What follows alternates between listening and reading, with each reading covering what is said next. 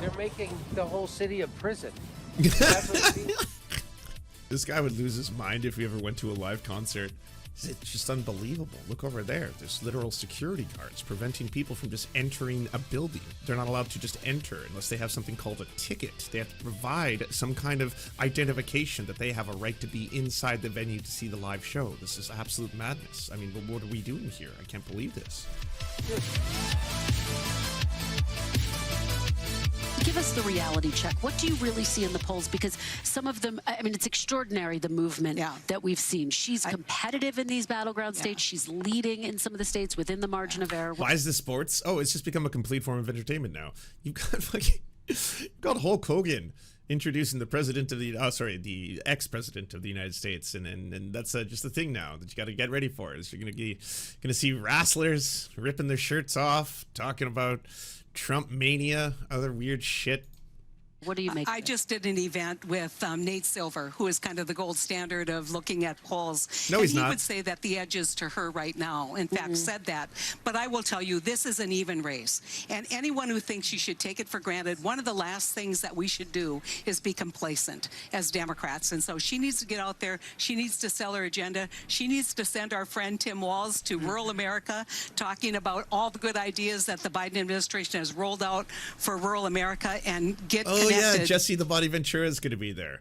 I'm sure he's going to talk about the working class and how they're all scabs. With the folks out there, pick up a few points and we're on our way. Sherry, how do you see this race? It's tight, and it will get down to these swing states and those few voters who haven't made up their mind. Even with President Biden getting out, there's still a number of people who don't understand and know who Kamala Harris is. So she still is introducing herself to the American public. But this is how long did you practice that? That's literally the first time I think I've ever done that. Well, I'm glad it was like what 60% there. Tight, and it's going to get down to those swing states and those swing regions of those swing states. And Mark Short, when you think about the swing states, I think about the vice presidential running mates. Think about J.D. Vance, who obviously was picked, if you talk to folks in Trump world, to help with places like, obviously, you know, he's from Ohio, but they think he's going to help in the Rust Belt, that he'll help with the Blue Wall, for example, break that down. And then, of course, you have Tim Walz from Minnesota, who Vice President Harris believes is going to help her hold on to that area. So what do you see right now in the vice presidential nominees? It's hard to think that Tim Walz will help. Oh, Jimmy Dore is down there. All right. I want to see Hey, Jimmy come see us Dore. on tour. We'll be in Duluth. And do you see what they're doing? This is in the richest neighborhood in Chicago. This is the Gold Coast. Look, show them. Show what they're doing. So, imagine if they had this kind of urgency at the U.S.-Mexico border. Look, this whole street is shut off. Right here, close down. He's just like unfettered MAGA now, eh? Just straight up like, oh, look at the streets of Chicago. They're setting up security. You know, if only they do it at the border. The neighbors don't know it. The neighbors don't. Look all the way down the street. It's all, this whole street is blocked out. Look at all the barriers. Down there's the police. We are nowhere near the Democratic convention. Nowhere near it. Let's keep walking. Come walk this way. You see this? This has 22,000 views already. It's literally him just walking down the street pointing out construction and fencing.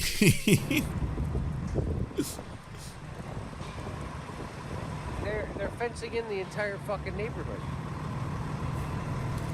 They're fencing. Almost like there's an event coming to town that's gonna have thousands and thousands of people. In the entire, this is unbelievable. This is the richest neighborhood in Chicago. Why do you keep mentioning that? Sorry, should the richest neighborhood in Chicago have a different treatment, or should just no security there whatsoever? Because obviously, you know, they're good people, those Richies. Take the whole thing in.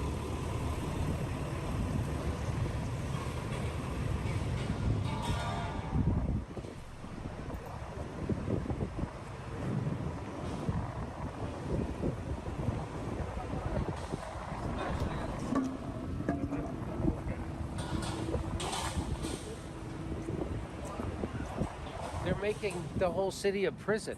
That's what it seems like. What are they doing? This is Yves Saint Laurent. Show what this is. This guy would lose his mind if he ever went to a live concert. It's just unbelievable. Look over there. There's literal security guards preventing people from just entering a building. They're not allowed to just enter unless they have something called a ticket. They have to provide some kind of identification that they have a right to be inside the venue to see the live show. This is absolute madness. I mean, but what are we doing here? I can't believe this.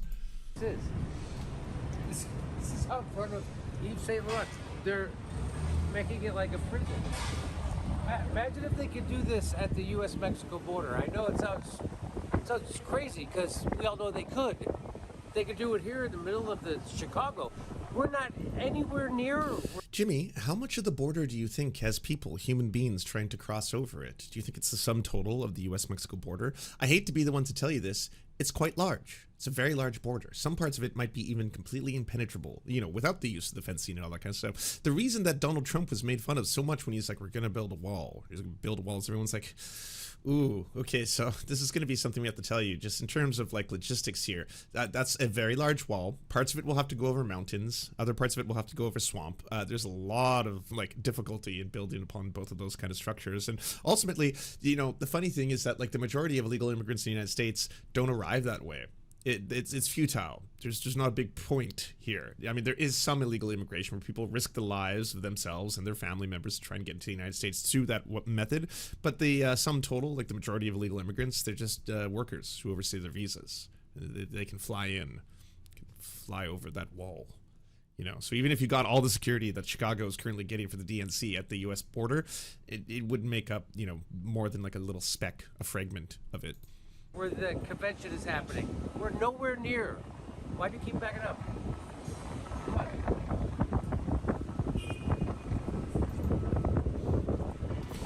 I love that this was a segment worthy of not only filming, like just again, you're just filming public embarrassment, but then putting it uploading it, and already like 22,000. Oh my God, 3,600 likes, only 10 dislikes. Everyone's like, yes, he tells the truth. Christian Dore right there. Look what they're doing. You're literally naming stores on a street in Chicago. I don't see why this is blowing his mind so much. He's like, this is apparently the rich neighborhood. Look over there. You know, you can see a whole bunch of brand names, and then they're putting fencing up. Why here? Why are they doing that? Oh look, it's like you're walking out of a prison. This is really happening. Well, I know for a fact he's never been to a music festival before. It would blow his mind. Like he'd think he'd like stepped right into some kind of internment camp or something. Where it's like there's literal lines they're putting you in now. Apparently you have to get into this line, and then once you actually enter the grounds and you think it's all over, you have to enter a new line to be able to purchase alcohol. You have to demonstrate that you have to show your ID. They require you to have an ID present. I know. I have no idea what this is. This is a Japanese internment camp. And then you get a wristband, which indicates that you're of legal age to drink. And then you have to enter a new line, another line, to then purchase beer. And it's expensive. It's so expensive. Like, what is this, a modern day prison?